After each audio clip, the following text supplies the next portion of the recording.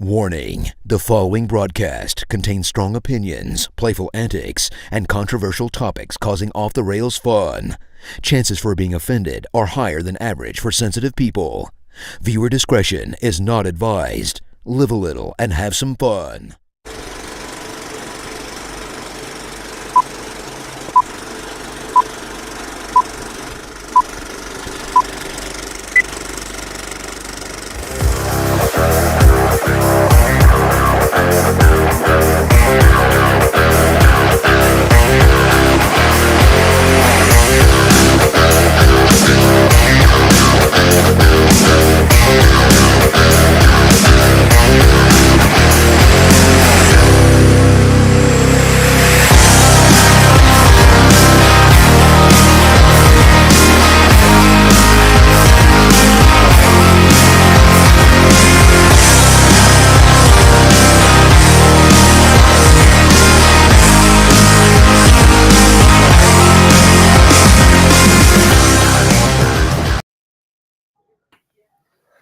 Hello, everybody, and welcome to the Coach's Box. Call Like We See It podcast.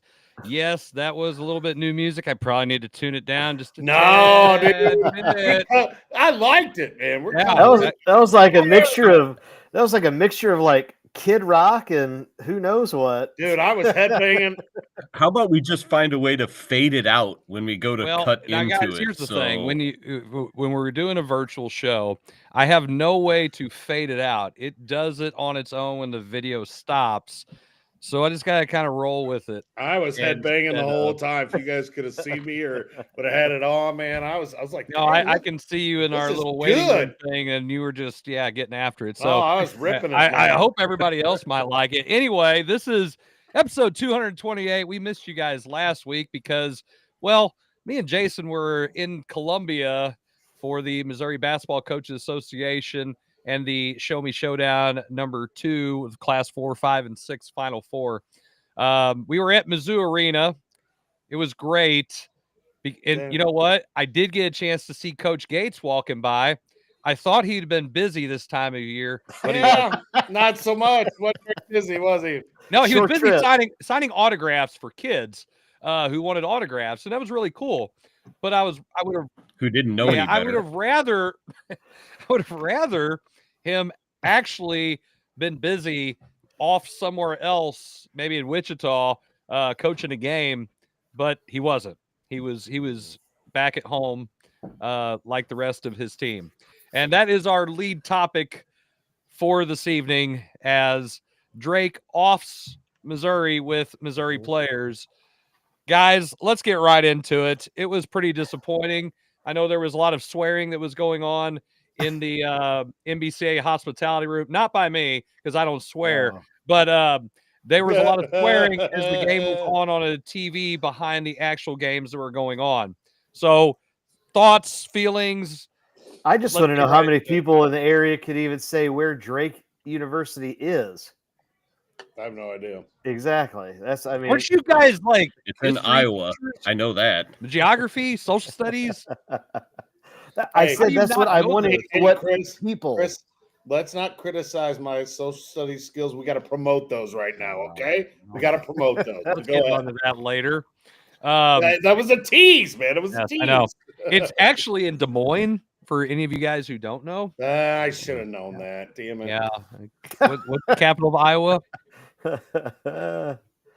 Oh, yeah. Des Moines. I messed that Sioux up. City, Des Moines.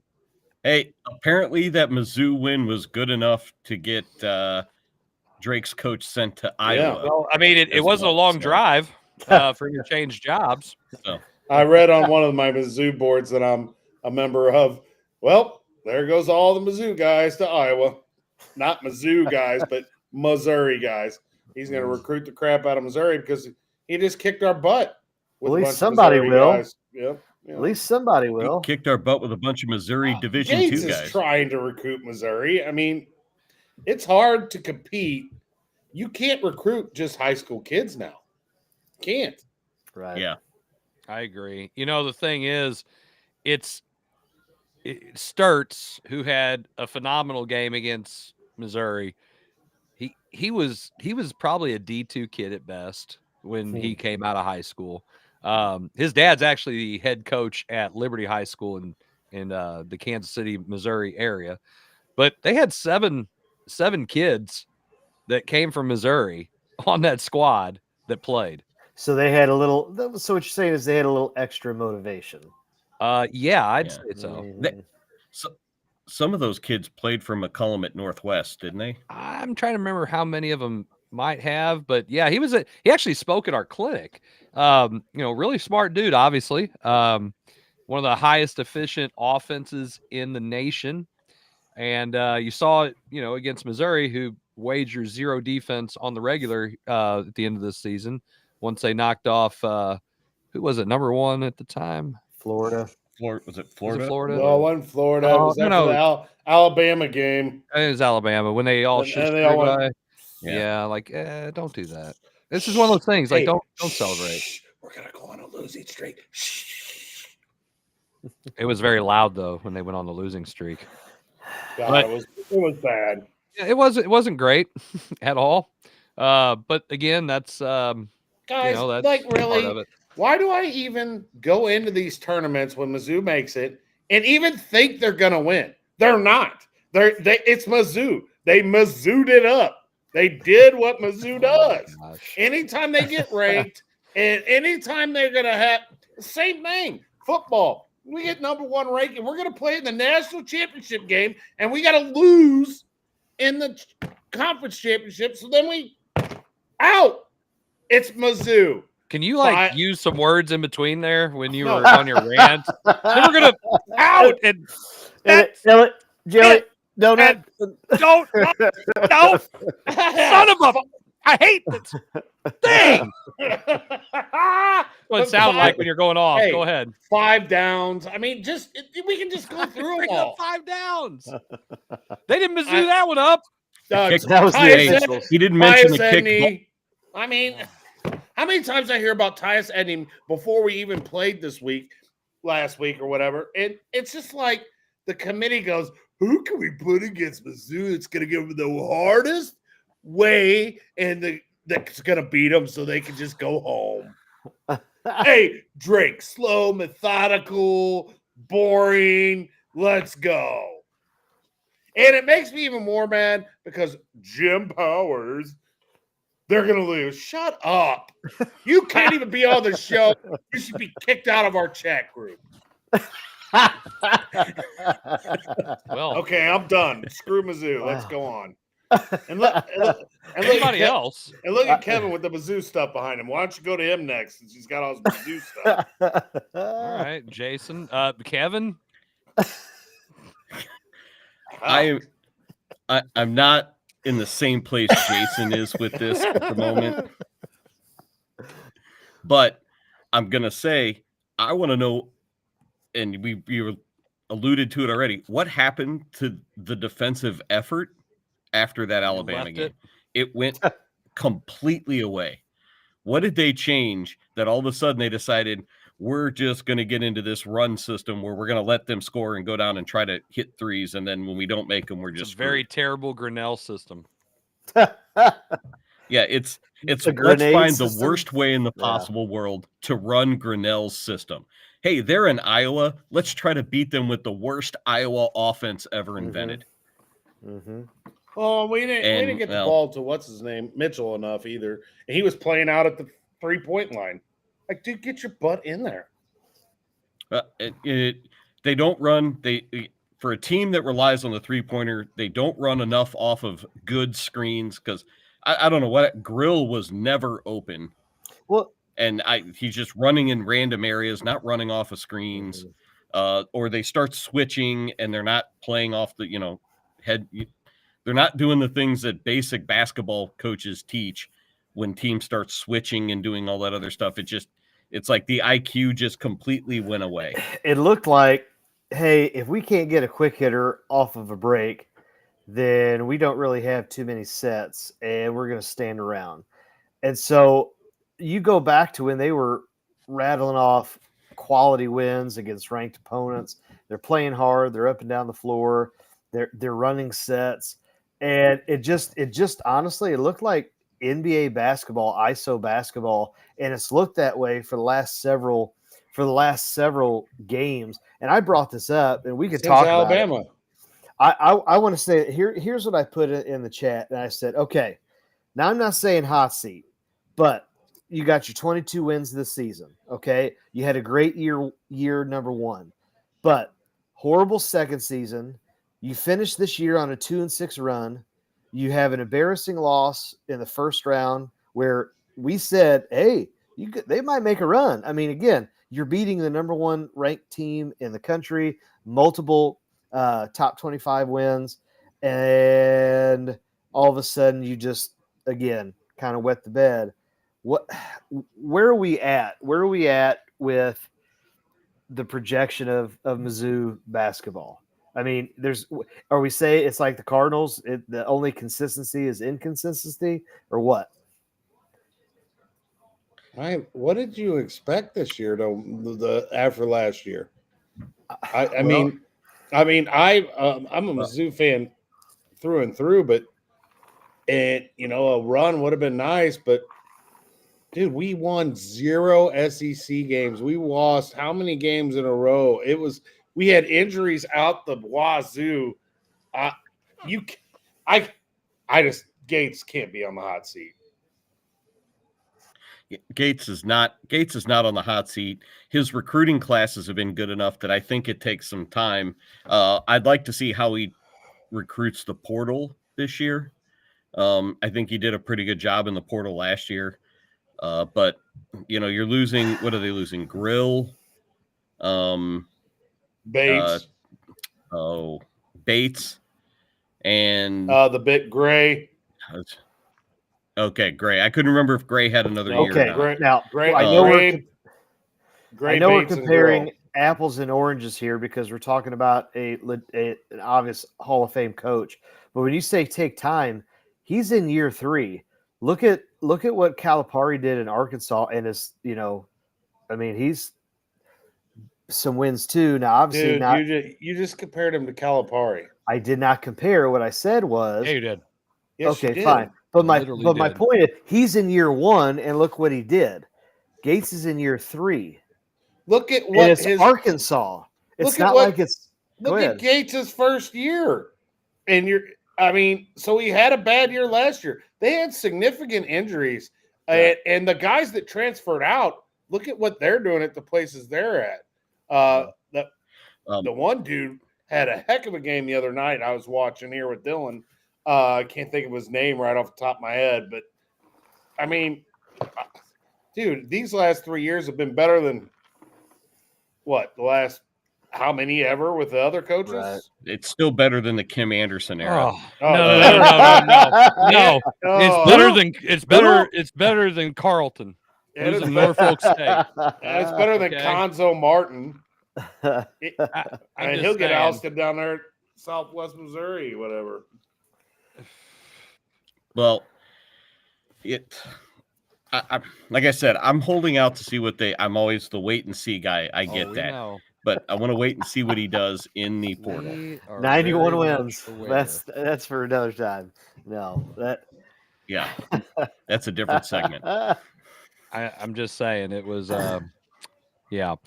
it was pretty disappointing. By the way, there were 4 kids that followed McCollum from Northwest Missouri State to Drake. So obviously, those guys played for him. There's a lot of really good players that we had here in our state. It would have been great. Kid who was the Class 2 Player of the Year, Isaiah Jack. No, not him. Hang on, I'll find it. Isaiah Howard, who went to Plattsburgh. He was a Class 2 Player of the Year. Saw him in the Final Four, and he plays there. So I mean, he's getting guys.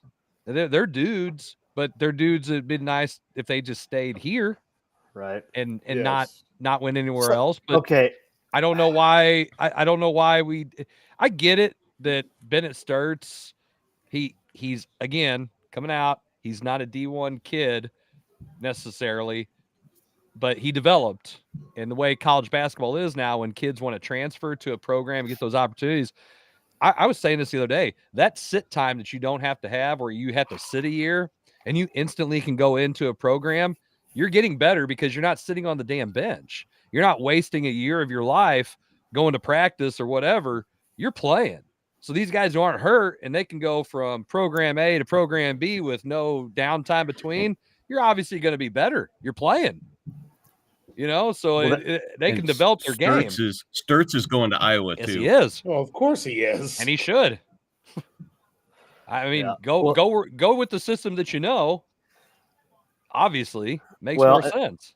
And that goes. I think Kevin had sent that picture about the transfer portal and how it's ballooned from 200 and some odd, 1,700 kids. Over 700. 1,700. Right. And 1,700. So that's insane. 1,700. Yeah. My bad. It's all good. I forgive him. I mean, I've even seen there was a kid that played at UMSL this year, had really good numbers. He's in the portal. I mean, it's portal everywhere, baby. I mean, wow. Let him go. 1,700 kids in the portal. The only one I've seen from Mizzou so far is Shaw. Who else? Has there been someone else? I think Shaw's the only one that will be of any significance, from what I'm gathering. I know he's got two guards. Gates has signed 2 high school guards, I believe. One is the guy out of Father Tolton, Aaron Rowe, the 4-star. And then McKinney's kid from Vashon, I think, is going to Mizzou as well. McKinney's kid's a sophomore. Well, then maybe he's already apparently committed. Maybe I read that wrong. Yeah, I was going to say, he's only in 10th grade. He's not signed. I know he's committed. They mentioned he's committed to Mizzou. Well, I can tell you this, going there. When he caught the ball a couple times in a couple of those games and it went through, it was like it didn't touch anything. Vashon, wow. We'll get to that later. My bad. Dang. Woo. Yeah. So, I do not think he's on the hot seat at all. I think he'll recruit kids like to play for him. I mean, you saw Grill, if you saw him talk after all of it, and Bates talk about it. Now this team had a special bond, I think, but just hearing those kids talk and what they said about Gates, I think it's going to attract more guys. I think they're going to get some dudes. So what do you guys think expectation wise next year? Got to be good. You got to be competing in the SEC again. You got to be in the tournament, and you got to win a freaking game. That would be nice, but I think a similar season would be okay as long as the tournament performance is better, both in the SEC tournament and in the NCAA tournament. And that's that again, that consistency that we were kind of talking about. And I mean, again, like you guys said, they do well, but I don't know. Again, when you're winning and you get those high-ranking wins against quality opponents, I mean, Mizzou at one point, what did we say? Hey, they might get like a 3 or a 4 seed, early when they were. They don't go on that run at the end. I mean, thank you, Tyler Whaley. I'm glad you're watching. But yeah, man, the end of the season couldn't have ended any worse. Yeah, if they don't go 2-6, was it 3-7 in the last 10 games or something of the season, I think that they probably might be a 4 seed if they go 7-3 to match kind of what their normal regular season record was. I think you can look at a 4 seed there, especially with their what they call quad 1 wins, which was really good. It's that last 10 games of the season really did them in the I guess the committee's eyes. Well, it didn't matter. They got one in and they're out. So boom. Yeah. So you can't even you argue the fact that they sucked down the stretch, then they got outplayed, outcoached, everything in between in the game against Drake, who had obviously a bone to pick too. So Mizzou has no reason to argue about anything. Thanks for letting us be in the tournament, and we'll take our little banner and head out. We made the tournament. Woo. Get your swag bag and go home. Here's your gift bag with some deodorant because you guys stunk. What type of player do you think they need if they don't have too many guys leave to go in the portal? What do they need to be? Well, they need a post similar to Gray, but better skilled than Gray. They need a post Yes. scorer. I mean, I like the pieces they have around them, but there's not that big. You need that big post scorer, in my opinion. Big. They're too perimeter scoring oriented. They need to be more. And Gray was good. He was just not a post scorer. He was a post body. They need a post scorer, and then Mitchell can play a true 5 or 4. He can play the 4, and that gives you a couple of people in that down low that can score in different ways. They're missing that part where they don't have to be so darn reliant on the outside shot. Well, they're always going to take that because that's just the style they play: open post, push the ball. I just hate the fact that they led the country in the amount of dribbles taken. And I don't feel like that's. I'm Chris, serious. Tell us how you feel about that. Well, I feel that you don't have to dribble the ball all the time in order to play basketball. I think dribbling, as soon as the ball hits the floor, the defense, I mean, you can close your eyes and you can hear the ball hit the floor. It's like that guy is driving to the basket. Probably a good idea to move over there and stop him. That's called help defense. And the help defense is really important to stopping the ball. See, this thing that Mizzou wasn't playing this year is called help defense. On-ball defense and help defense, the two kind of things that make defense go around. And they didn't do a whole lot of it. So when you dribble the ball all the time, the other team's like, I think they're driving. Let's move. And they did. And then you waste your time because everybody else is standing around with their thumb in their butt waiting for you to do something with the ball. And that's what happened. It became stagnant. So it's stand and watch everybody dribble. Then when I catch it, I dribble and everybody else stands and watches me. And then we take a bad shot. And we forgot they're going to lose Tony Perkins. Oh, yeah. They have some big guys that are just young, like the Peyton Marshall kid. He's 7 foot, 300 pounds. Is that Penny's kid? Peyton Marshall? Yeah, is it Penny Marshall's kid? No, it's not. Oh my gosh. Really? Jason should know who Penny Marshall is more than any of us. Shamil? Shamazel. I mean, Pepper Incorporated. I do. He doesn't even get it. He's out. You know what he's doing? Who? No, you just keep doing what you're doing. I mean, I like the guards they have coming back. I mean, Lenny and Squiggy. You're gonna have Anthony Robinson back. I was not a huge Anthony Robertson fan. Offensively, I don't think he brought much. Dude, I don't think he shot enough. I think when he wanted to and when they let him, I thought he was pretty solid. But he's only a sophomore. You got T.O. Barrett, who I liked. They put him. He would sit there all game, and then all of a sudden he'd get in the game, and you'd be like, "Why is he putting this guy in crucial spots?"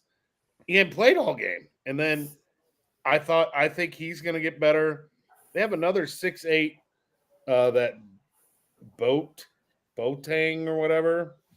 They just got to get someone bigger. Like Boateng's only 215 pounds. They got Trent Burns, the freshman, but he's 7'5", but he's only 235 pounds. I mean, I like Trent Pierce, but he's not really. I mean, he's 6'10", but he's not really a post player, and he only weighs 220 pounds. So they need that big. Peyton Marshall. We'll see what he's going to be. I don't know what he's going to be. Marshall was a scorer at the high school level. I just don't know how he'll translate with his body and then that style because he's a slower player. He's not a get up and down the floor kind of player. Man. I mean, he's 7 foot 300. He big dude. So, the Boateng was a 4-star kid that they just could not get it to translate to the college level and find him playing time. He was apparently, I think he was their highest rated recruit last year. He was from Little Rock, Arkansas. and they just could not find him. He just could not find a way to get himself into the lineup or into the rotation at all. I mean, some of those guys may be leaving, you know. Yeah, I'd be surprised if someone like Boateng stays. I think he eventually ends up in the portal. Probably that would be my thought. That's the history. You get those 4-star guys who don't get a chance to play their first year when they go somewhere. They're probably going to end up going somewhere else. It tends to happen. It does. But hey, guys, look, they rebounded after having an awful season a year ago. And worst season in Mizzou history. Yeah, especially conference-wise. And here's the thing, too. All these guys, I mean, it was basically a reset after last year. So you got these guys kind of like on year one with Gates. It's like bringing a whole new group of kids in, and he's going to have some kids shuffling and out. But, you know, if they can keep some of those guys from last year's team and build off of it, I've said this before. I still have to give the grace to say I can't be upset with what he does. I've listened to the man speak at clinics. I love 5 times. him. He says it's one thing to go watch a clinic, and I think everybody can attest to this. You go watch a clinic that a college coach puts on, and you're thinking, oh my gosh, this is so great, but I don't have college kids. Mm-hmm. All the stuff that Gates does is stuff that you can apply to the high school level, to the college level. The way he is with the kids, the way he is with the program, how he does things. That's all stuff that we all can do. What my question was is what is the holdup? Where is the disconnect between what he does in those practices and what's not translating to the court? And I want right now, because of that big reset they had after last year, I got to give him another year to see if it's the Jimmies and the Joes, not necessarily the scheme and different stuff like that. They're going to take a lot of threes, guys. He's still an analytically driven guy when it comes to that. I just think that offensively there might be some things that these guys would be better at with another year under their belt. So I still want to give him that time. 22 wins is still a good bounce back after winning 8. Well, right. I mean, again, I being ranked in the top 25, I think that's something that should happen. Again, you're arguably in the best conference for college basketball, and you played well. It's just that, again, be consistent year in and year out, and hopefully get some guys that are in our state just stay a little bit. Yes. Go ahead. If he wins the Drake game, and even if he loses in the second round, I think this is a much different conversation. Mm-hmm. It's less disappointing. So I think they're just one win away. There's no way I think you can. There's no hot seat at all in that situation. Well, it just sucks, man. You look at some of our wins. We beat Florida at Florida. Mm-hmm. We that first probably 5 minutes of that Alabama game, we looked like the best team in the nation. Mm-hmm. I mean, and then to lose to Drake, it just kicked me right in the balls is what it did. And that's what it is. In the balls. When you are a Mizzou fan, and you get your hopes up here. And you know, I'm at my son's apartment. We're watching the game because I didn't go down to watch any of the games that day because by the time I got there, it was pretty late. I got there just in time for the game. And we're just yelling and screaming, all three of us or four, or how many ever was watching it. It's so heartbreaking to be a Mizzou fan. It just is. It's just pretty much hard. It's like I mean, right now it's hard being a Cardinals fan, but gosh, Mizzou don't bring it up Mizzou yet. has been for years we're right there, and then I mean in the balls. Right. Yeah. I think every time that you pause and you can't find a word, I'm just going to say in the balls. Oh, I figured maybe we were gonna go. You're gonna go back to the town of Cooter. Nope. No. Right in the I've been to Cooter teabags. enough. We've hit Cooter enough. Good. I gotta say that it was funny. I was talking to a coach, and they were they were listening to our show while driving, and because their kids wanted to actually listen to it, believe it or not. My God. And about the time we were talking about the town of Cooter, they're like, I think we're gonna listen to something else. Like, why? It was a geography lesson. You have to let them know where it's at. Okay. Someday they're gonna need to know. Chris, remember, we gotta keep it. Keep it a little. This guy. Who is this guy? This guy. Well, we'll talk Hey, about it in the next Kevin, segment. Kevin, don't we have sponsors? It's Yeah. about time for some sponsors, isn't it? I think it's time for. I think it's time for a. I could say all I want about sponsors, but I'm not pushing the buttons today.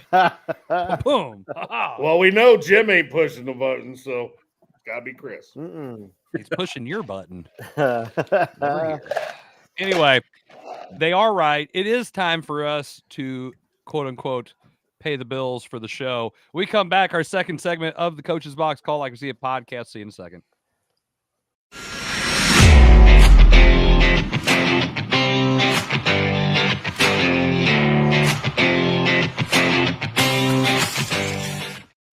I'm the guy sitting next to your girl on the kiss cam. And this game just got a lot more interesting. Sheila? Mom?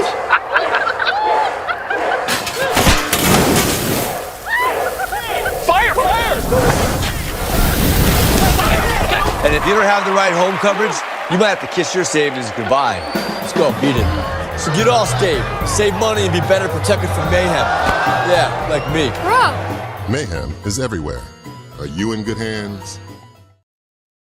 It's Between Takes with Daikin and Dave Mars. Cut. All right, next set up. Hey, Dave, we got another question about energy savings. And this is a good one. Yeah, efficiency is so important. Didn't you just talk with Daikin about this? They said energy efficiency is the key to a happy marriage. She gets the temperature, I get the savings. Good to know. I'll tell them to check with their local Daikin dealer. All right, back to one.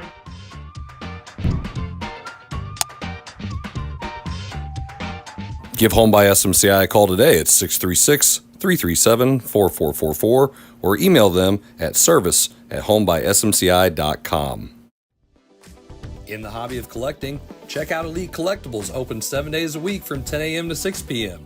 They carry a wide variety of sports cards, trading cards, magic cards, Pokemon cards, and other non-sports cards. Need some supplies? They also have sleeves, top loaders, boxes, and much, much more. They have online auctions every Tuesday at 6 p.m. and also do bulk grading submissions to SGC and CGC. Check out Elite Collectibles at 1258 Main Street in Imperial, Missouri. You can also view their entire inventory at www.elitecollecting.com. You need new entertainment. You need full-length content. You need the Real Fresh channel. Hey, I'm Health Fresh from the Real Fresh channel. Subscribe today on YouTube. We have new content. We are a network of podcasters putting out new stuff every single day. Whether you need sports, pro or college, whether you need comedies, whether you need pop culture, whether you need wrestling, we've got so much content on there. Gaming, check it out. Live, not live, we've got it all. The Real Fresh channel. Subscribe today.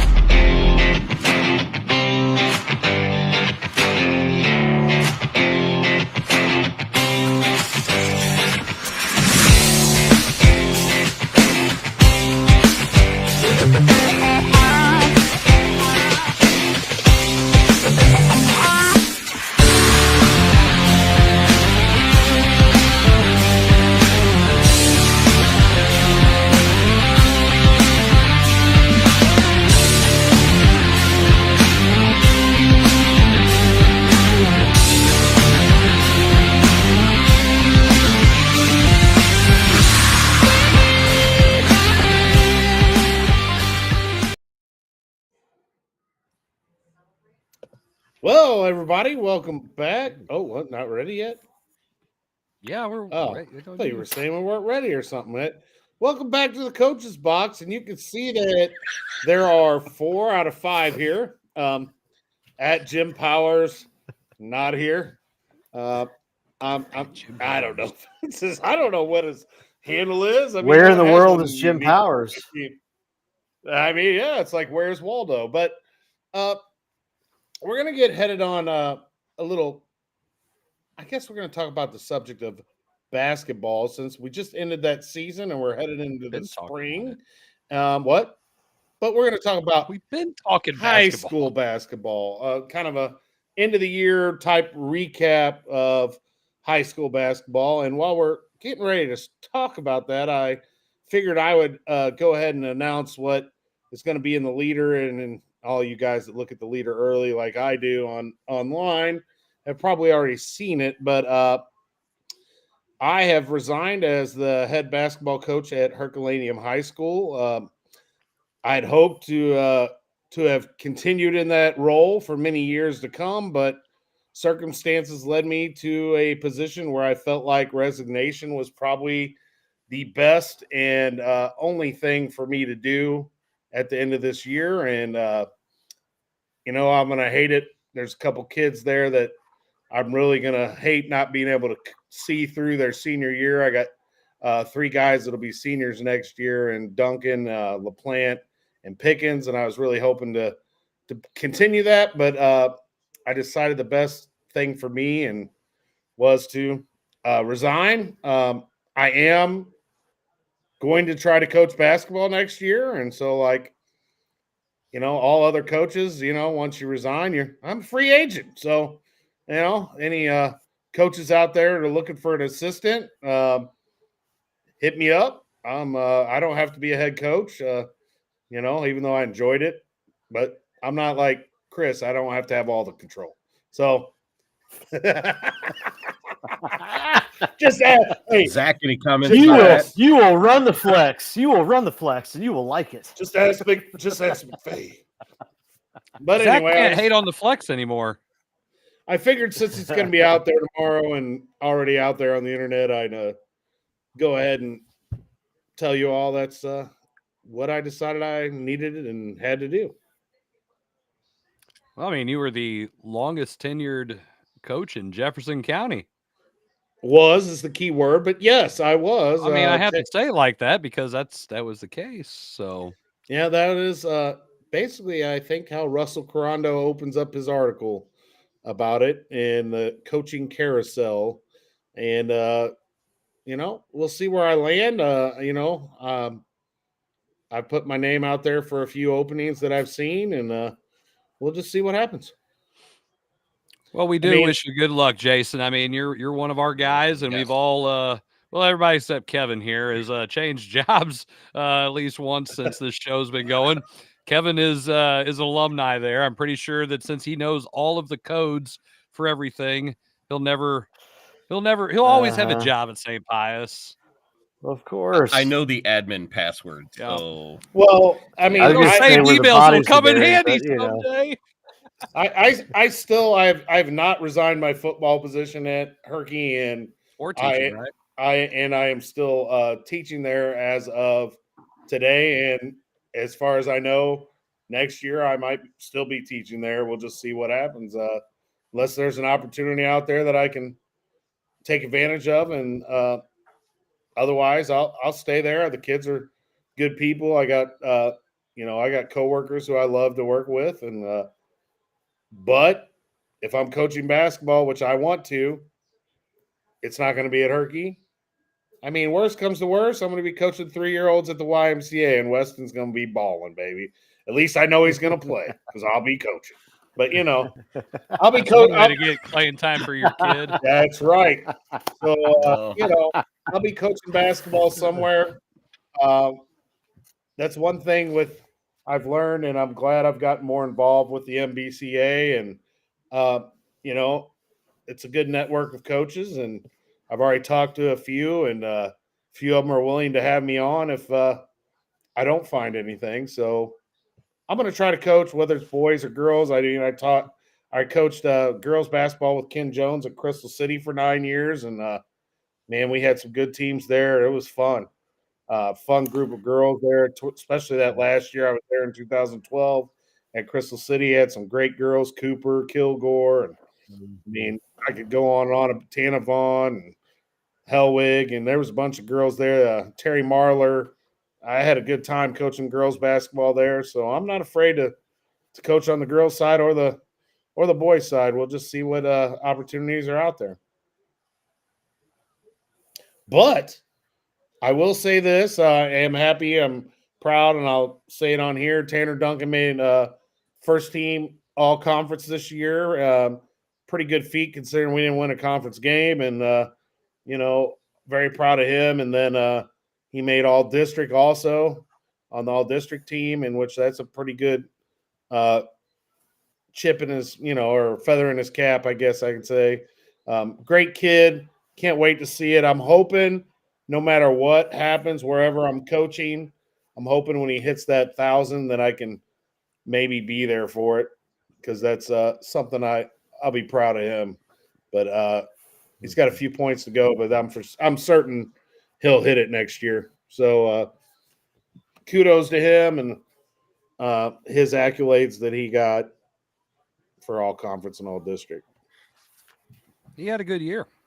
And, hey, in case anybody was wondering, the all district teams I've already came out, so don't email me anymore. All state teams have come out. No, you can't nominate your kid for academic all state at this point because they have been released. Just want to put that out there. Has academic all state been released? I missed that. It has. Yeah. You got an email, Jason. It was sent to your email, a news press release. Wasn't me. But yeah, I didn't get an email about all state. I bet you it's in your spam. Oh, well, anyway, academic all state. I didn't get one. Okay, whatever. It's fine. It's fine. Swear to you. Okay. I'll put you on the list. I've been checking my email a lot. That's lately. fair. That's fair. But for the last week, I've been checking it a lot. So speaking of last week, me and Jason were both at we were both in Columbia. Jason is one of our MBCA regional reps, so he was up there for our board meeting, and it's nice. It's kind of cool to see all the coaches come in, and I thought there was a good discussion in our board meeting. Corey Elms, our new president, it's one of those things when I know Zach loves PD.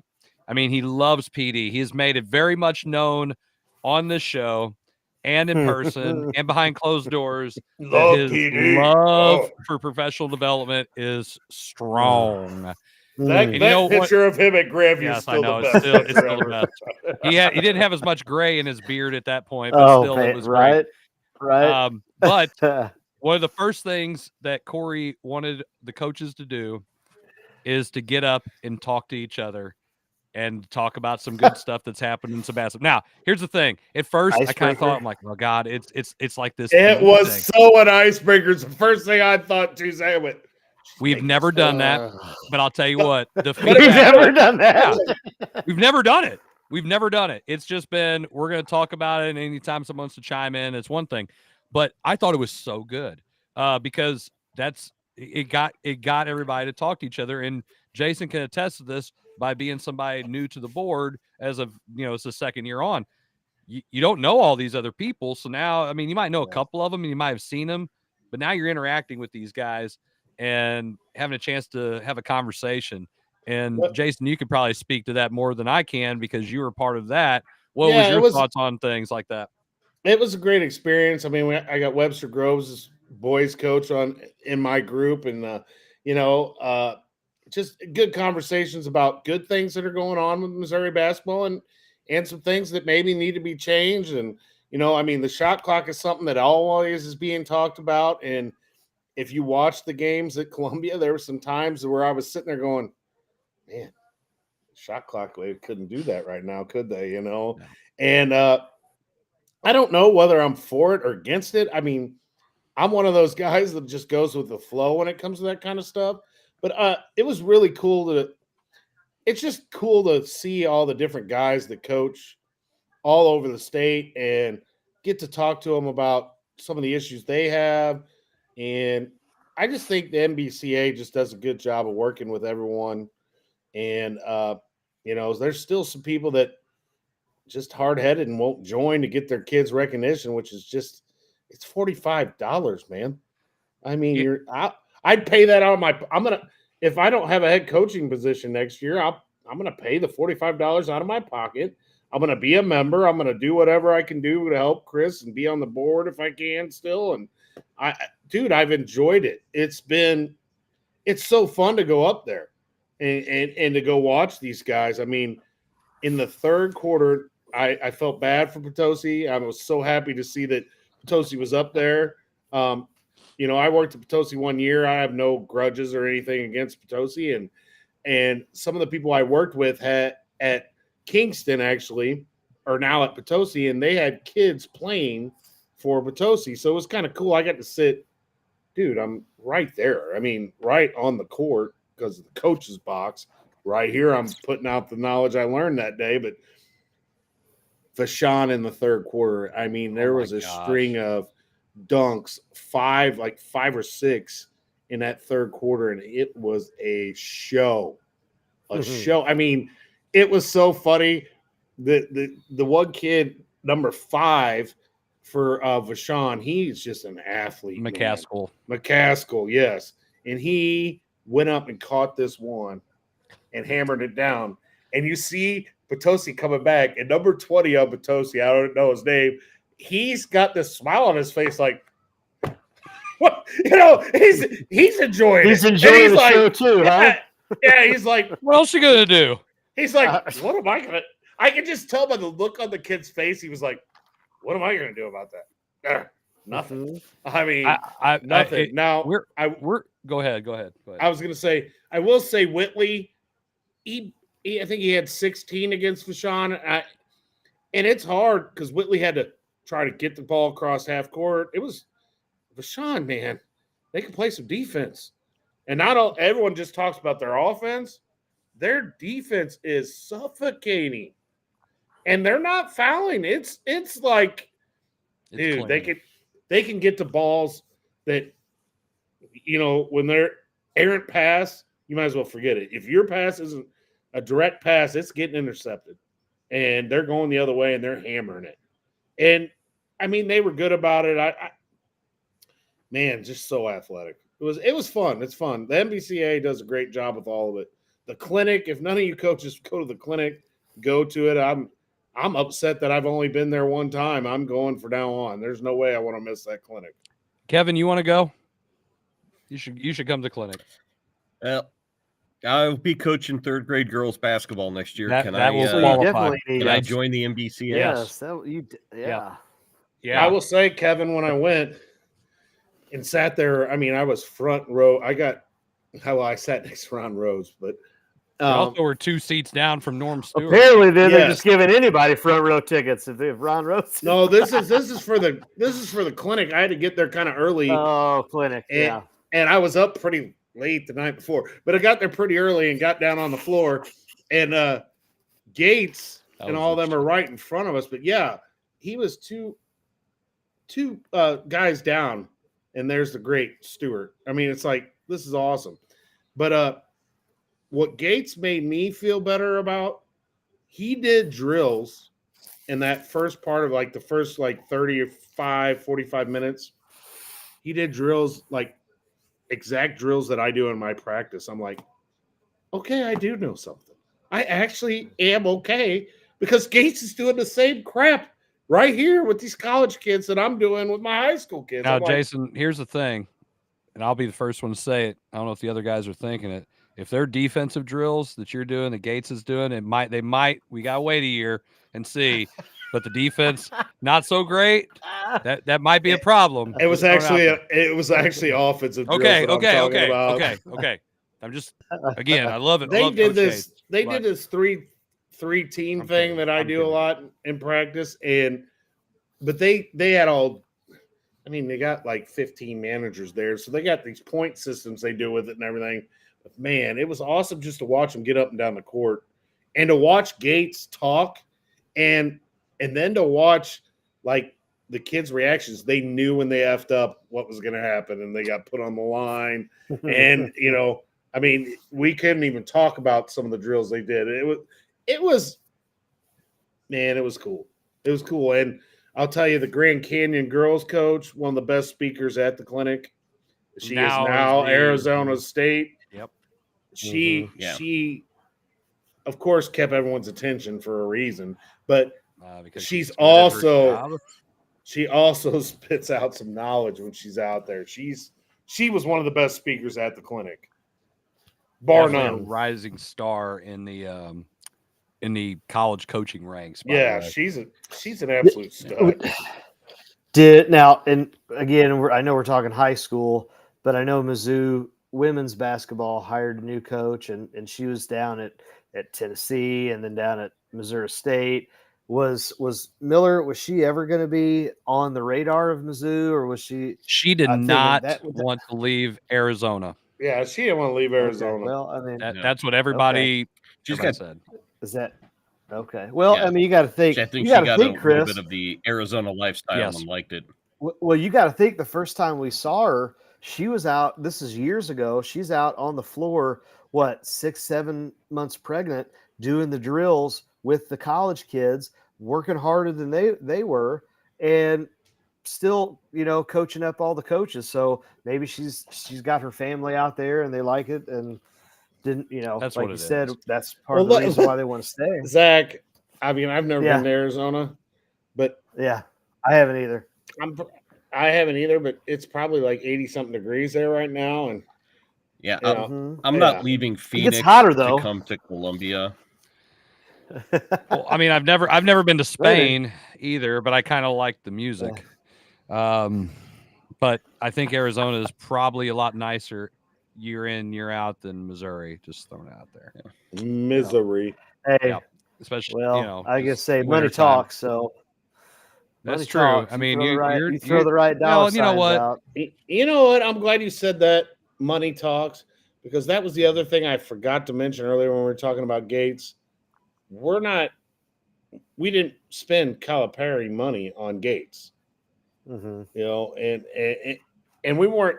Mizzou's not going to make that kind of splash. So anyway, but I don't know much about the Harper hire, but it is what it is. Anyway, going back to the high school games in general, there was a lot of talk about things that need to change. We met as the NBCA executive board, met with Dr. Rugstead, the executive director of MSHSAA, and Doug Fessler, who's the assistant executive director. Had a good conversation. There's going to be some changes.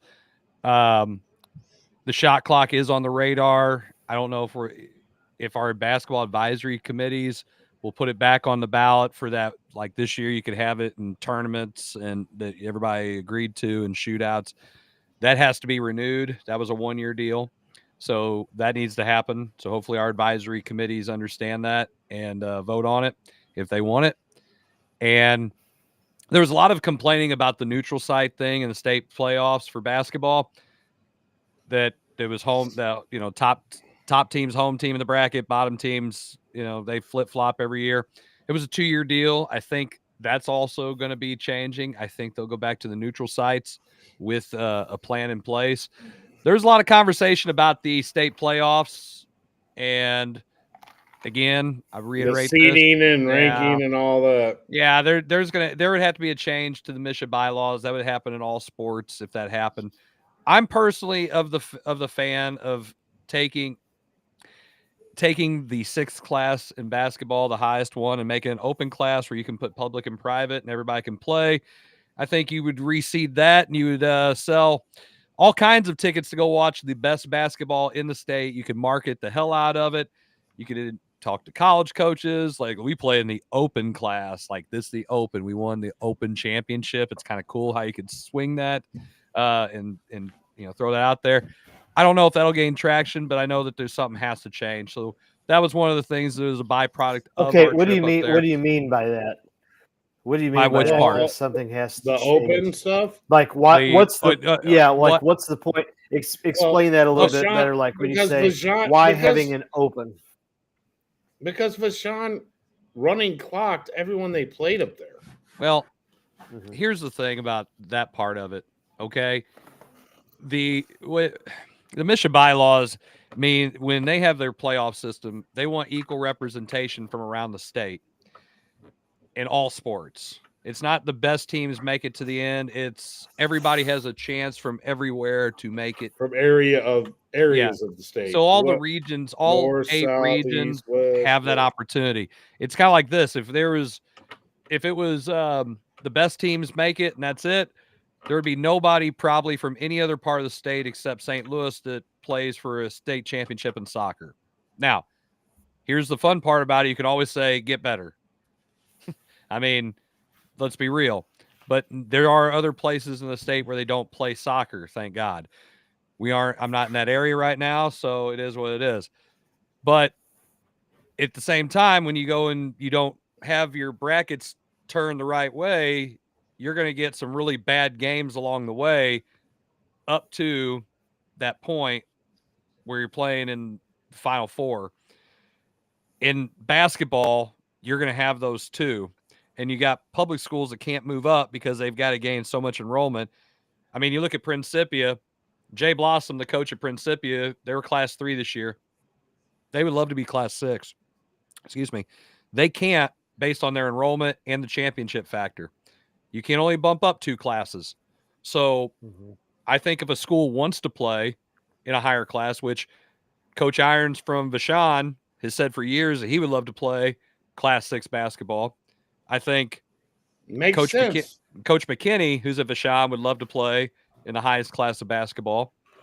I'm pretty sure that all the programs who have top players in their programs who think they can compete would love to play at the highest level. I think they should. And if we're saying what's the championship factor do, I think it hurts. I think it hurts schools. I'll use a Perryville, a St. John, a Herculaneum, other class 5 Festus, just anybody else like that. Because if you got a good private school, they bump up into your class, and now you've got to play them. So it punishes the bigger schools. I mean, I'm not saying any of those schools have no chance. I'm just saying that now you got to play against an opponent you didn't see coming. And if you don't have that group of kids coming through, I mean, you're like, okay, well, this sucks. Now they're in our class. So I think if you want to play the best, you should be able to go play the best. It doesn't matter if you're public. It doesn't matter if you're private. It just is. Just go.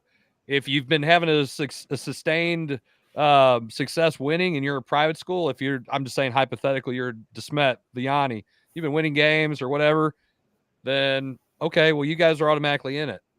There you go. And Vianney's class 5. DeSmet's class 6 in basketball. Okay, now they're in it. Now you get to see the best teams play instead of all of them get crammed into. I'll use this example. Webster Groves, class 5, District 2. You've got Webster Groves who won the state championship. You've got Vianney, and you've got St. Mary's. That's 3 of the best programs in the state in boys basketball in one district. You don't get to see the three of the best basketball players in class 5 play in the Final Four or even in the quarterfinals, where you have Scotty Atkinson, who was the Gatorade Player of the Year, Class 5 Player of the Year. You've got the Collins kid who's dropping 30 points per game. And I'm pretty sure, where's he going? Is he going to SIUE? I don't know, but he's going. He's going somewhere. You got Luke Walsh, who was District Player of the Year and didn't get voted as Class 5 Player of the Year. Obviously, Atkins goes and puts on a show at the Final Four, and he was the reason. I mean, one of the reasons, but the main reason Webster won. And he's going to SIU Carbondale. So you've got 3 of the best players. You don't even get to see them at the highest level. I think if Missouri wants to showcase their top-tier talent, their top-tier programs, I think they need to make a way to do this. I think it'll alleviate some of the complaining from the public schools for some of these programs getting bumped up where you're not on that same level. I'm just going to tell you right now, and everybody who's under the sound of my voice who understands this and knows what I'm talking about, Potosi Class 4 is not the same as Vashon Class 4. It's just not. We are not talking apples to apples. You don't care about enrollment. The difference is the style of basketball and where they're played and how much basketball they play. Vashon playing basketball, those kids, that's an escape from Vashon's just what they have to go through. Those kids were the most well-behaved kids I probably from Vashon I've ever seen. And I know Coach Irons ran a tight ship. Coach McKinney runs an even he probably runs an even tighter ship. And those kids, they didn't react to any calls. They scored. They didn't celebrate. They didn't act a fool. It was just business as usual. And our goal is to try to win the state championship. That was it. Yeah, they would celebrate when they dunked and stuff, but not like obnoxious. No, nothing obnoxious. Never showed anybody up. There was a couple calls that they could have gotten upset about early in the game, and their kids just handed the ball to the ref, walked away. Yep, that was it. No Like comments. early in the game, it started out a little slow, and there were some calls where but I never saw a kicker like this on their team. So my point is it's just different. It's different basketball. So I think it would make things so much better and it would open things up throughout the state if we would be able to do something like that. It's a big change. I think it's a better change than doing 4 classes of public and 2 classes of private, because I don't think the 2 classes of private's very equal. I don't. I still think you're Kevin, going you can speak to that.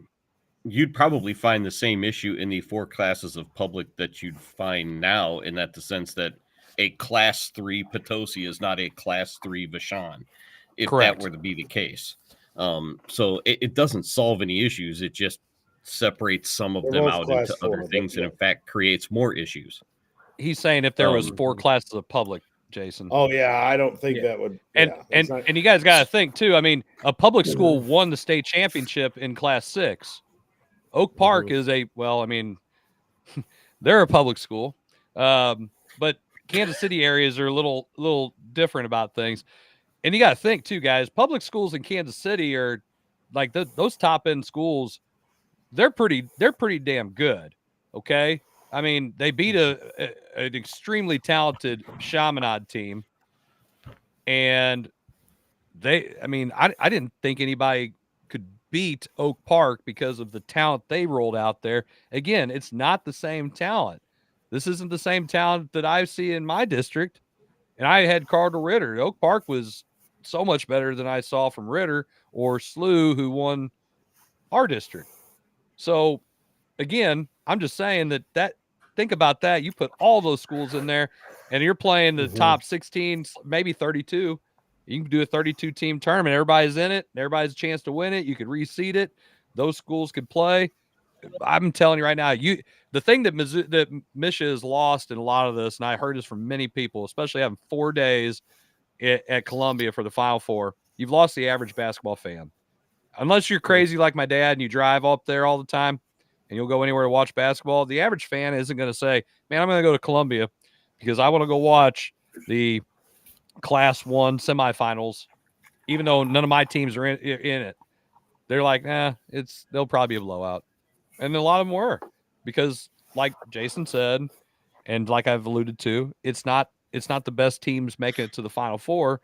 It's the well-represented geographic, which is an old and outdated system that was put in place, bless you, many, many, many years ago when they created this whole thing. And in a lot of places maybe didn't play a lot of basketball or other sports. I didn't like the setup this year though either. The way the games went, like they were scheduled on the days they were scheduled. Yeah, they weren't great. I didn't even see the class Friday, Saturday. Well, yeah, you didn't see the class. What, the 5 championships or 6, right? Or which ones did we miss? We missed. I didn't get there till Thursday. Class 5 was done. Yeah. Mm-hmm. So I didn't even get to see anything Class 5. I mean, that's I know we're centering this around basketball. I was just saying, does this translate into, because it's a not just for basketball, these changes would have to be for every sport. Do you think that translates well to, and that translates, but other sports would be open to something similar to that? I don't see Misha doing a just basketball only type of thing. You know what I mean? Because they made it very apparent to us on the softball advisory committee that it's all or none. Yes. Go ahead. But Go ahead. Everything's Zach. different.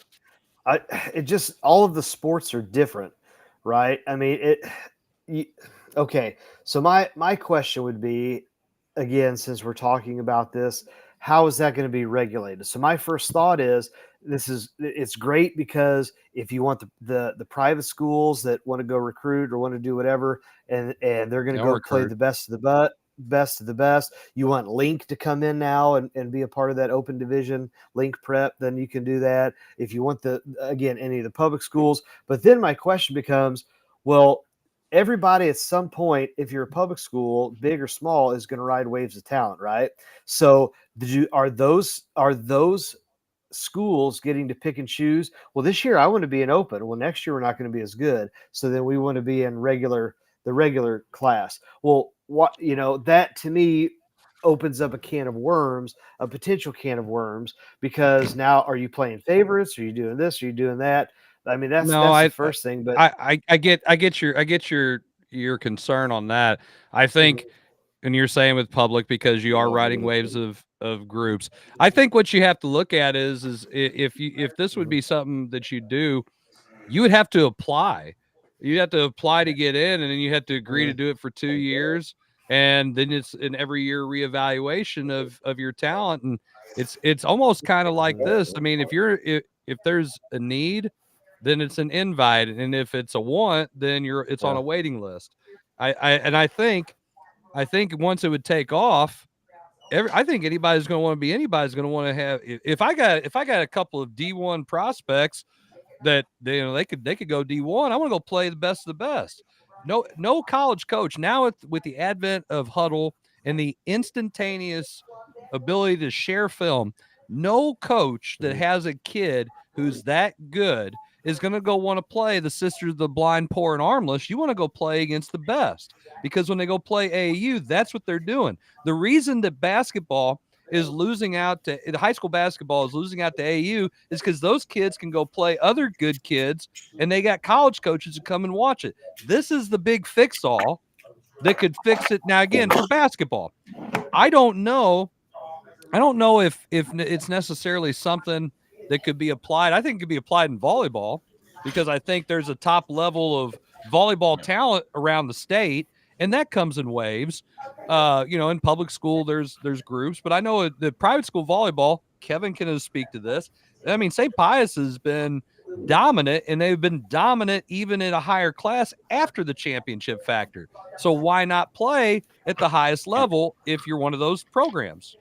And Coach Leftwich would probably welcome the opportunity to go play in that open division if this would continue into that path. Correct. I think it would work for soccer. I think that there's some soccer talent across that can do it. I just don't know that it translates maybe to – would it translate to the baseballs and the softballs and football? Would it translate to football if that were the case? I think football. So my question is: are we talking just? I think it would too. Are we talking just playoffs, or are we going to sit here and say, "Hey, you want to apply for this open division? If we're going to have, let's just call it 32 teams, you're going to have whatever number, right? It's going to be more than a schedule, a schedule's worth. Well, then go play all of them. You don't need to go play a conference schedule. You're going to go play this open classification schedule, so that way you become your own entity. You don't have to go again. You just said you don't want to play weak, lame, and blind, so don't do that during the regular season.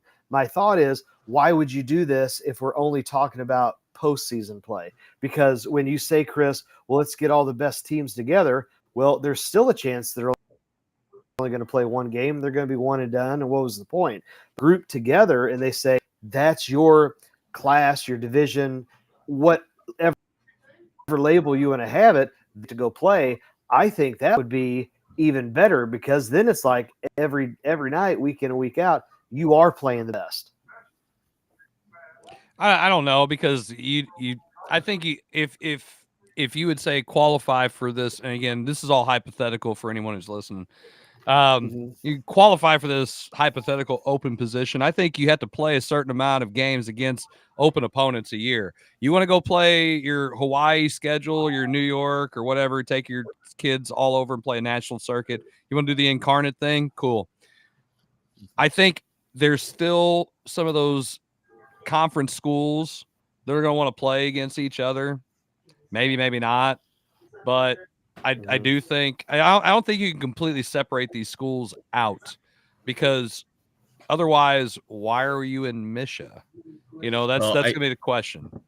There are also in some instances you say this. There are some conferences that are you're in this conference, you will play this conference schedule. Yes. In that sense, or all of your sports are out, and because that is a thing, right? And so, I think they have to be cognizant of that. Yes, yeah. So I don't think you kick them all out. I think you have to again. I think that's outdated. Chris,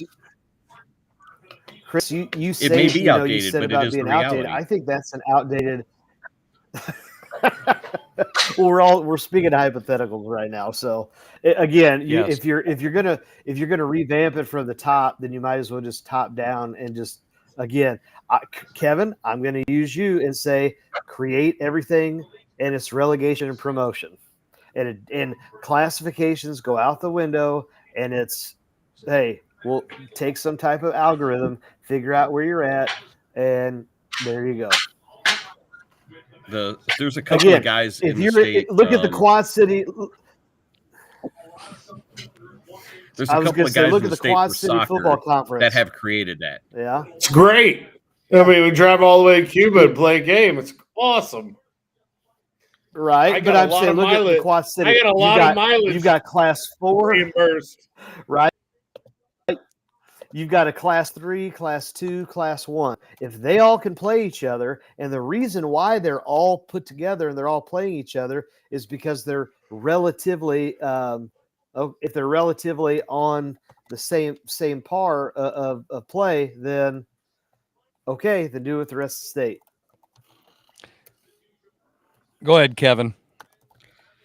So there are a couple of soccer coaches that have put together that plan that Zach has talked about soccer-wise, where they try to tier the schools based on last few previous types of years and success and things like that. And then that's your classifications of 1 through 4. You have your top classification at 4 and on down. And it's a top 5 move up, bottom 5 move down every year or every other year. MSHSAA changes districts every year, so why can't they just do this every year? The plan's in place, but MSHSAA's in all or none. If we're going to do this for this sport, we're going to do it for all of them. And getting them to change that and see that is probably not something that's going to happen.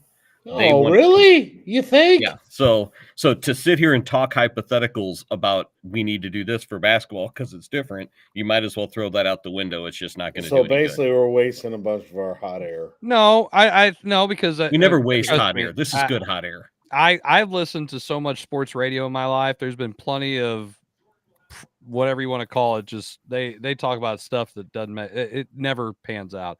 So we're okay.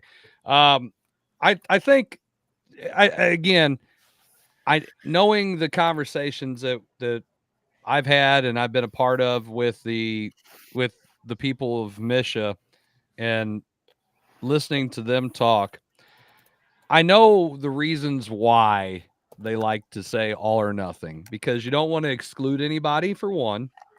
You don't want to say that we're doing it for this group and not for that group, for this sport or that sport, because it might show a favoritism thing. Jason, go to bed.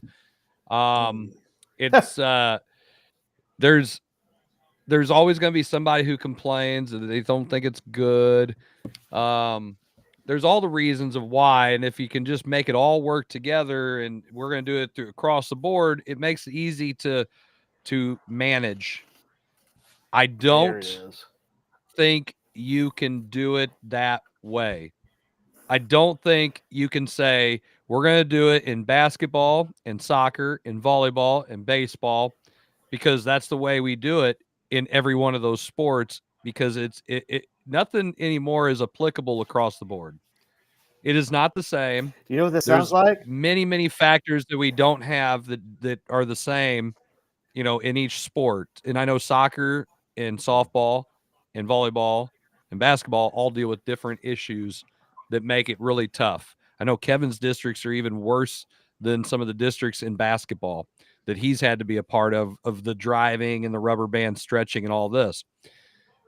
I would like for the people who run those sports individually up in Columbia to run them and have the ability to run and manage them independently and without the other sports and what they're doing. Have that would give more power to our advisory boards for those sports, because those people who sit on the advisory boards know what's going on with their sport and have a better idea than everybody trying to make decisions. Again, somebody who's on the MSHSAA executive board who has no idea about basketball making basketball decisions for me, I don't like that. I want somebody who understands basketball be able to make basketball decisions, not somebody who has an expertise in band, who never picked up a ball in their life except to kick it because it was in the way when they were marching. That's not what I want. I want someone who knows what I'm dealing with, making those decisions and not having the influence of other sports saying, well, we've got to blanket everything together. And I think that's what we're running into. Agree, disagree, Kevin? I know you've had experience with this. I agree. I'm skeptical as to whether it would actually be allowed to happen. Yeah. Well, because you said one thing, more work. I mean, again, it's more work. I know. Which I don't think it would be if you go ahead.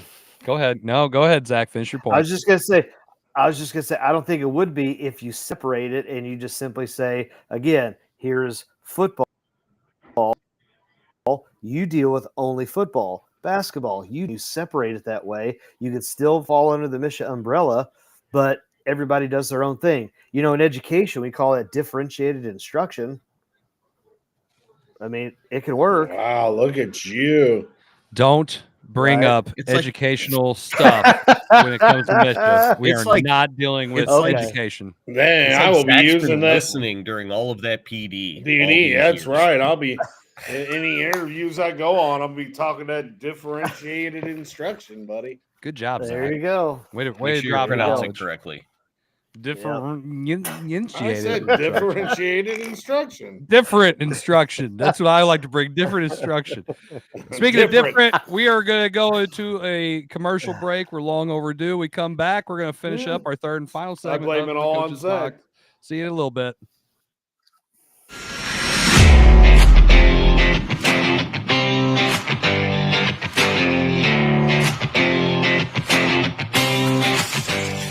I'm an overpowered leaf blower, and I'm not exactly street legal.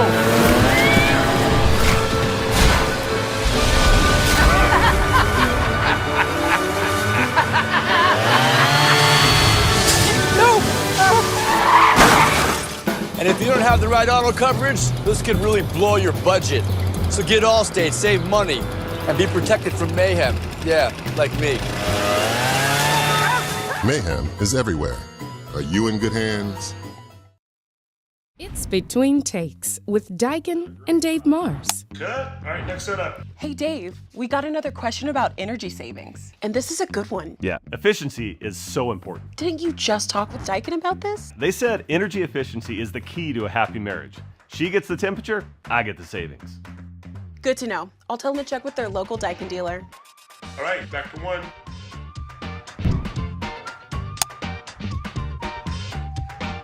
Give Home by SMCI a call today at 636-337-4444 or email them at service@homebysmci.com.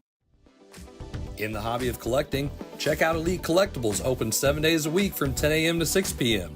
They carry a wide variety of sports cards, trading cards, magic cards, Pokemon cards, and other non-sports cards. Need some supplies? They also have sleeves, top loaders, boxes, and much, much more. They have online auctions every Tuesday at 6 p.m. and also do bulk grading submissions to SGC and CGC.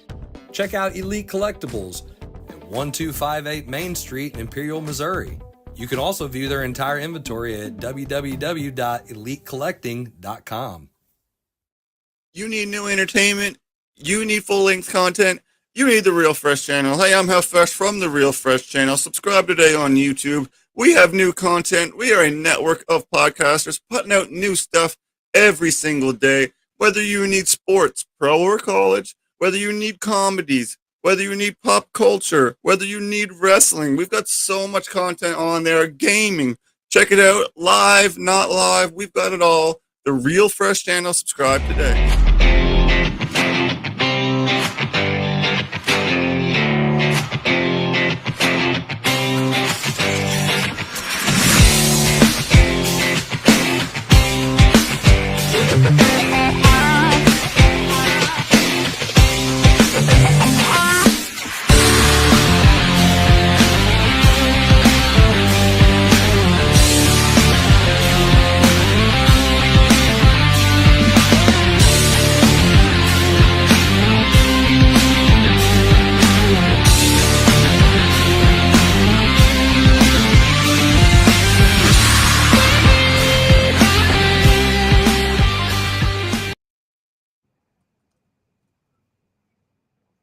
Where'd Zach go? He's trying to fix that computer of his. Well, he's probably using Apple and he's out of apple juice. There he is. Welcome back to the third and final segment of the Coach's Box Call Like See It podcast. If you enjoy our show, you can watch it for free on Facebook. You can watch it for free on YouTube. You can watch for free on the X, formerly known as Twitter. And you can watch it on Twitch. Free? Yeah, you can do it all for the grand total of $0. You don't put anything behind a paywall. And do we like doing that? And, who'd want to pay for this stuff anyway? Hopefully you're enjoying your time with us. And, guys, you know what tomorrow is, right? Thursday. I have no idea. Interview day? Is that It's it? opening day. Opening day of what? Baseball season. Should be. Baseball Should be a stateless season. holiday. Oh, man. I had to Yeah. set my lineups. Yeah. Hey, by the way, normally opening day tickets. Yeah, so does Ollie. Opening day tickets are usually sold out. But you can go buy some right now. There are plenty. I was told tickets. you can get them for like $50 right now. Like I think they're giving them away. Okay seats. There is a chance that, like last year, you could get the tickets for free and pay more in the service charge than what you do. You might be able to get the tickets cheaper than you can for the service charge right now because they just need people to show up. Just show up. That's Man, it. That's sad. So, The state of affairs. It's because St. Louis doesn't support their sports teams. Yeah, okay. Yeah, we just don't watch like the trash. Battlehawks pack that stadium here coming up. There will be more people at Battlehawks Stadium for a Battlehawks game than there are at the Cardinals game on average. True or false? The two most highest attended games at Busch Stadium this year will be the two nights the Savannah Bananas are here. Yes. Yep. Fact. Those tickets is are true. not cheap, I'm hearing. In which I will be there on Friday night. We got tickets on Friday night. Yeah. Wow. Money bags. Oh, we bought the $40 tickets. It's all right. Sure you did. Hey. Wife paid for them. I don't care. So, hey, there you go. That's even better. So, Public school guys, money there. What's our thoughts? How confident do we feel about our St. Louis Cardinals, our beloved St. Louis Cardinals? Hey, can we let Kevin go first? Yes, we can. I've got. Then tell him why he's wrong. I can't wait to hear this load of 91 wins. Everybody was taking a drink except me, and everybody spit. 91 wins. You can say what you want, but when it happens, you're all gonna be really upset you weren't on board with me. No, I'm not.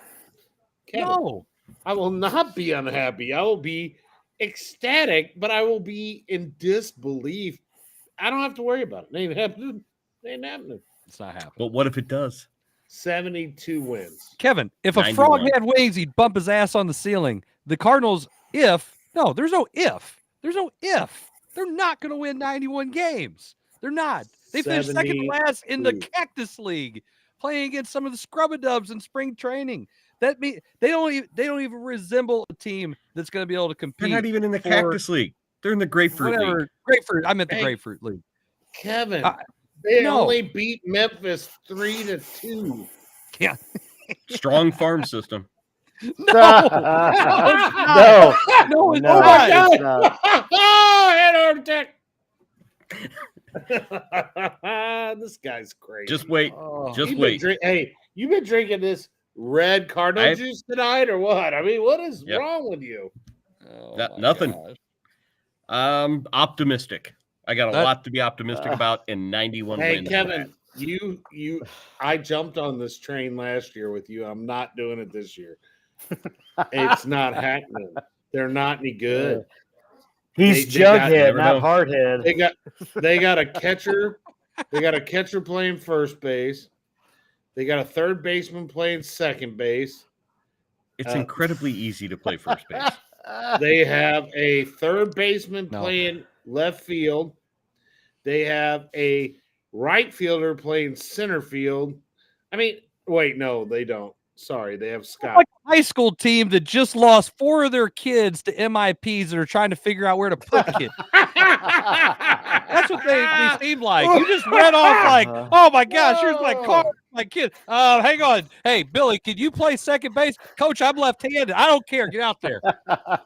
Who's available? Who's available? This guy is dead. Cross him off the list. That's what they have right now. They're ranked that's- 20th. Their farm system is ranked 20th, by the way, Kevin. Hey, 20th in baseball. hey, wait a minute. 20th. Wait a minute. No. MIPs get you like you can't play with MIPs because I thought at Park Hills that was okay. No, they had to forfeit.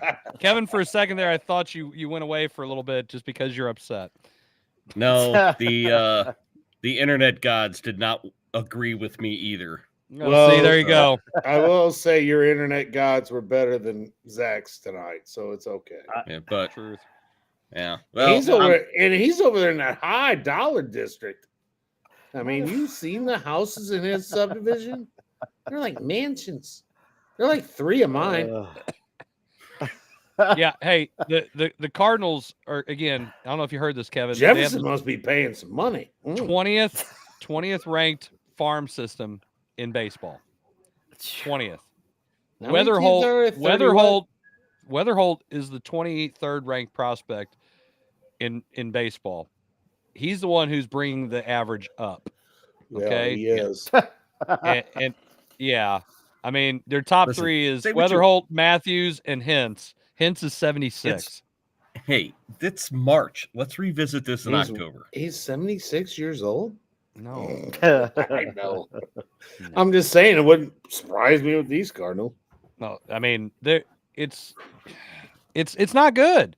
It's not good. I don't know. I mean I'm not overly optimistic, and we're not even gonna start Nolan Gorman. Gorman's coming off the bench, which I don't understand it because we couldn't trade Arenado, and our first and number one priority in the offseason was trading Arenado. He's our starting third baseman. All right, here I got something for y'all. Lost all leverage when you said How long until Contreras is catching? Dude, the other guy can't throw. He can't throw. I hear you. That genie is out of the bottle. I mean, it's not. And if you got Gorman sitting the bench and you got a guy that can't throw behind the plate and you got Contreras playing first, Did Gorman get an MIP? Is that why he can't play?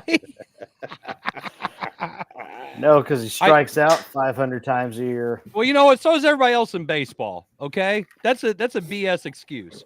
Put the guy down and let him hit eighth, and let him go ahead and catch somebody throwing a fastball that they shouldn't have threw because they threw curveballs the rest of the dang lineup, and let him hit one over the fence. He can have 25 home runs. He can drive in 71 RBIs. He can hit 219 and strike out 200 times, and he's more productive than he is holding his bat sitting on the bench. Just saying, because you're not going to get that out of Fermin or Ciani or any of those other guys you can bring off the line. Why do we keep playing Fermin? No offense. Fermin's at Memphis. Well, he'll be up. He'll be up. He'll be in the starting lineup when he brought up too. Why do we have two of the same player play on the opening day roster? You have Victor Scott and Michael Ciani, they are literally the same player. They hit left-handed. They don't hit for power. They don't hit for average. They can steal bases. They play good. They play a great field. Trade one, move one. Why are they both here? That makes no sense. That was probably the roster move, and not keeping McGreevy up made no sense to me. How in the hell is McGreevy not in the starting rotation? I don't know. Why do we send Walker down to the minors for basically all year last year? Because who are you paying on that? Who are you paying on that pitching staff on that starting rotation? That's why. Crap contracts. The guys are terrible. Matz is in long relief until they go to that 6-man rotation. Well, he shouldn't be on anything. I realize that. He wouldn't make the California Penal League right now. He's terrible. Steal a car. Steal it, keep it. Don't play here. Hell, he's been stealing money for how many years from the Cardinals? Shit. Easy, Jason. This is a family show. Let's keep it PC here. He gets one, I think. Gosh. Like, I mean, that word, if that gets you out of PC, whatever. Anywho's. What are they going to do? The face of the franchise is Mason Wynn. Are they really going to think about putting him down in batting in 9th? No. And not lead off? Like that was, I saw that online. What? Yeah, they're not. He's batting way down. Yes. I guess Newt Bar's in the leadoff spot. I believe so. Yeah. I don't get it. I mean, yeah. So is Matt Barr be hurt and get signed then? Whatever gets them to 91 wins, I'm all for it. Okay. While we're on this, Kevin says 91 wins. Jason, how many wins? 72. Wow. That's a little different. Zach, what's yours? I was gonna say 75. Man, you're going there, huh? Man, you said 72. Zach said 75. Kevin's way. He's the outlier right now. I'm gonna go with Jason. You said 72. Yeah. Okay, I'm gonna go with 71. Well, Price is right. You. I'm going underneath. Hey, Jim. What's Jim? Nope. He's Jim, what are you? Jim, what are you gonna do? No. Here's the bet. Here's the bet. Do the Cardinals win more games than Jim will be on the show in the season over the course of the season? No, that's an easy one. That's they'll win more games. Which is higher? Cardinals wins or minutes Jim is on the show? Minutes, no. Cardinals wins. Yeah. I'm gonna still take Cardinals wins. Just saying. Hey, but he could cover it. He could cover it in guys. like 2 shows. When you are big time like Jim, let's do hours. Hours yeah. on the show. Half hours or something. Yeah. Half hours. It's great. And I keep thinking the more and more we make fun of him, like he'll show up all of a sudden, but no, it don't happen. It's consistently giving us the finger and saying he's consistently saying you guys suck. It's okay. It's okay. We love Jim. And yeah, you do. You just like making fun of him. We all like making fun of each other. Yep. So the good news with what's going on in St. Louis, we just talked about probably the doom and gloom of summer that's going to be upon us. 7 in a row, baby. Well, we're not jinxing that streak, are we? We're going for 8. We don't hold that kind of power. No, we probably don't. But I like to think that I do. Hey, I did get a fortune cookie not too long ago. It said you're going to be the center of attention, and look at me. Gosh dang. Not what I wanted to be the center of attention about. But hey, it happens. So, center of attention for our topic here is the fact the Blues have won 7 games in a row. And they're sitting in a playoff spot, aren't they? Right, Zach? Because you pay attention to hockey? Yeah, go hockey. Go ice soccer. Hey. Wow. It's a feeling. It's feeling a lot like 2019 all of a sudden. They're fun to watch, that's for sure. I mean, Kevin, have you got a chance to catch any games or? I've been able to watch a few, getting home earlier in the night, get to see them. They are not just winning games; they are playing really fun hockey to watch, scoring goals, playing really good defense. Goalkeeping has been sound. Always. They're doing it without Pareko. Yes, which should tell you something, just a little bit.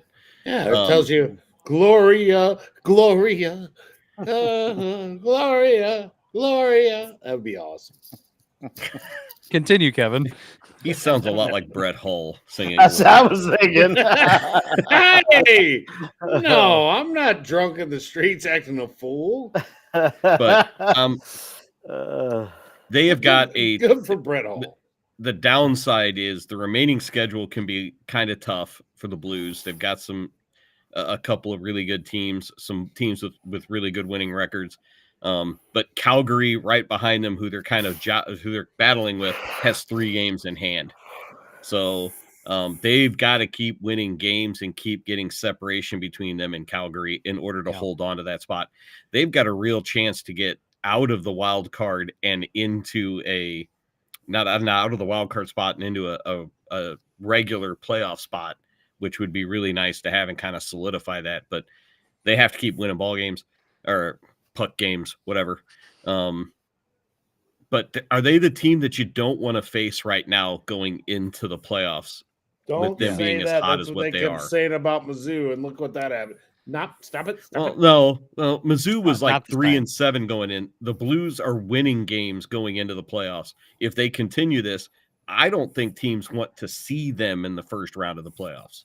First off, I don't even understand how it. I've been watching hockey for a long time. I don't understand this whole playoff seeding system. I miss the days when you were the top 8 teams in your conference and you made the playoffs like that. And then you seeded it. You were the 1 seed, you played the 8. And if a higher seed lost, then they reseeded it and they went from there. I hate the way the playoffs are set up. It's so damn confusing. It's stupid. I don't like it. I just had to get on my chest. Right now, and I don't even know how it works, but I know that if the playoffs started today, the Blues would be playing Winnipeg. I like that matchup. And I know Winnipeg's tough, but I like that matchup. I think the Blues, they do really well. Really do. I see the playoff teams right now, and I think they can beat any one of these teams. Dallas, I know Winnipeg's pretty good, but Dallas to me is the one that I feel like they would struggle with. Dallas is good on all levels. Just my opinion. Nobody else has anything to say to that. Okay.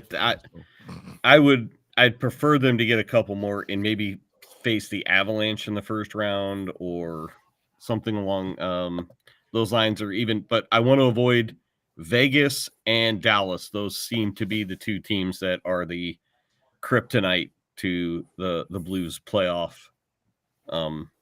success the last couple of years. Yeah, I mean, Dallas is. I've watched them play. Man, they can skate. They can score, and they play really good defense. Right now, the Blues are kind of a mirror image of them. Maybe like the Best Choice brand Cocoa Puffs instead of the real Cocoa Puffs, but they're pretty good. I like the way they're playing though, man. I'll tell you what. Somebody put it out there, hypothetical, just one of those up for debate.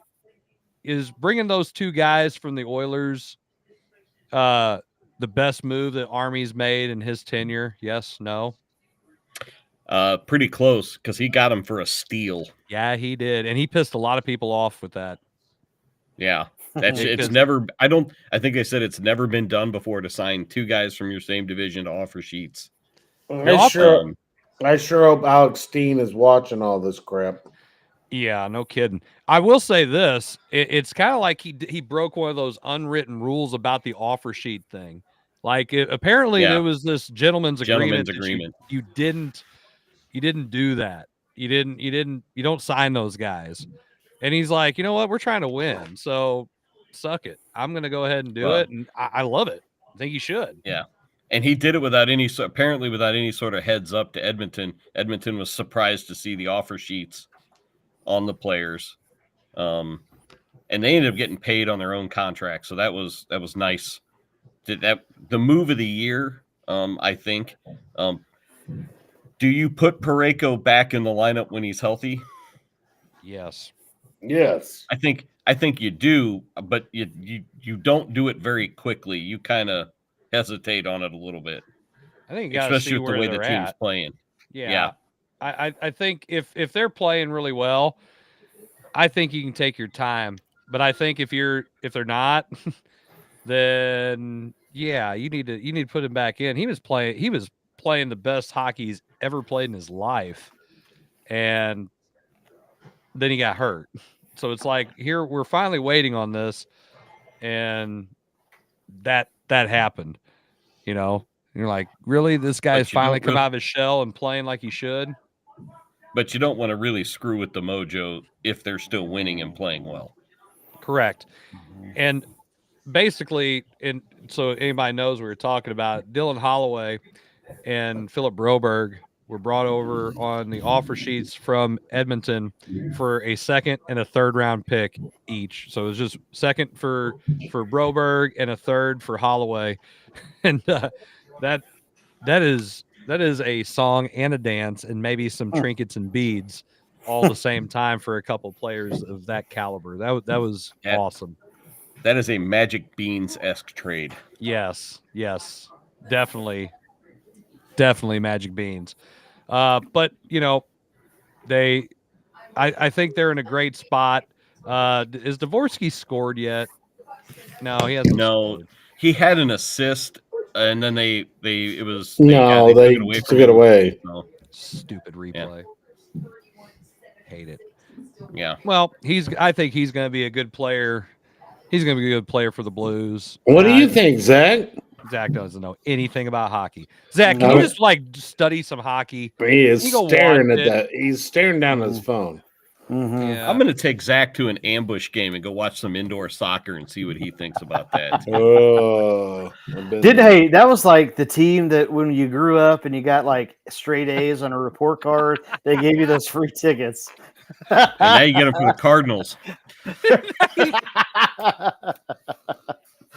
I don't know, guys. When I was growing up, the Cardinals weren't any good, so they would give away those tickets if you had like perfect attendance because it's like, hey, here you go. It's like, but Mom, I don't want to go watch Bob Tewksbury play. Right? It was either that or spinning wheels.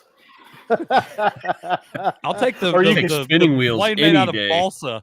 Or Quonset lanes, hey, you get free A for every A you got. And Mr. Crow would put me in that box at spinning wheels all the time and be like, dude, come on. I'm just having fun. Beep. There goes the whistle. Jarvis to the box.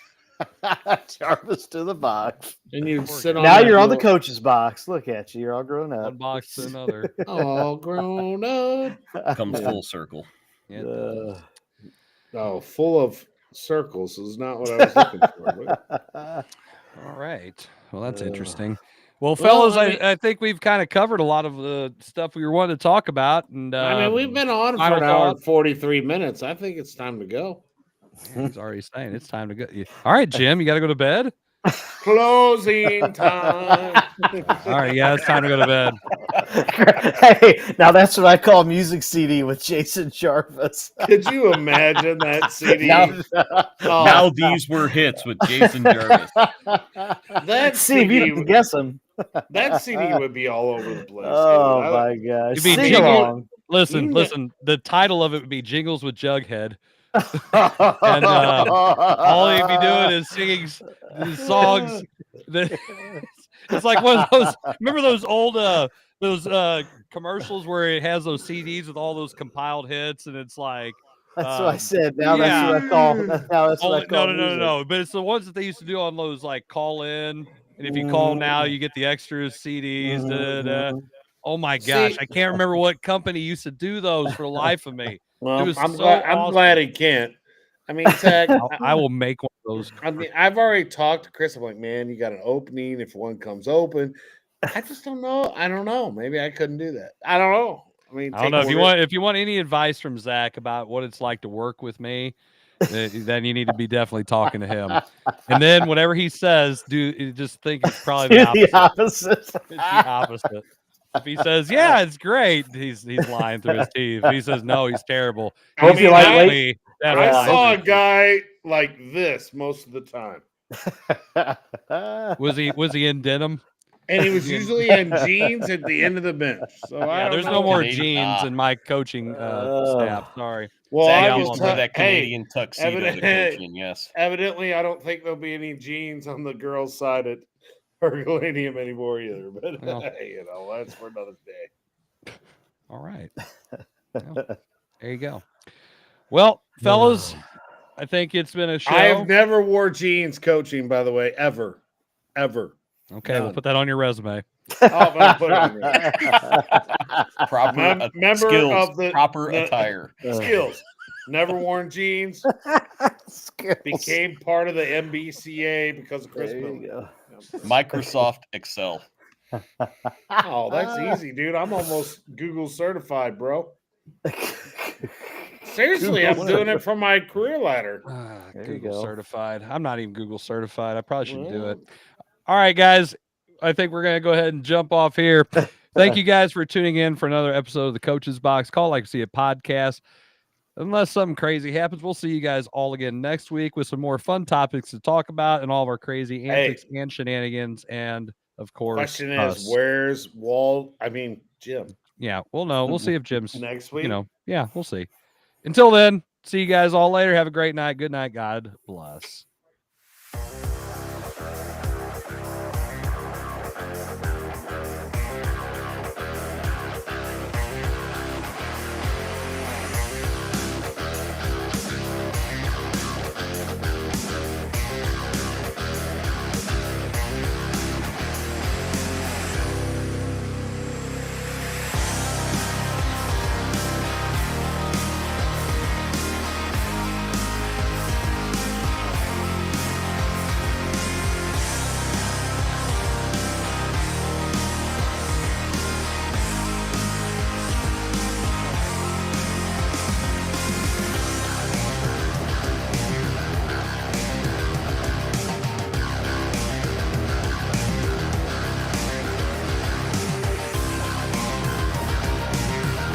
This episode of the Coach's Box, Call It Like We See It podcast is brought to you by Off the Rails Media.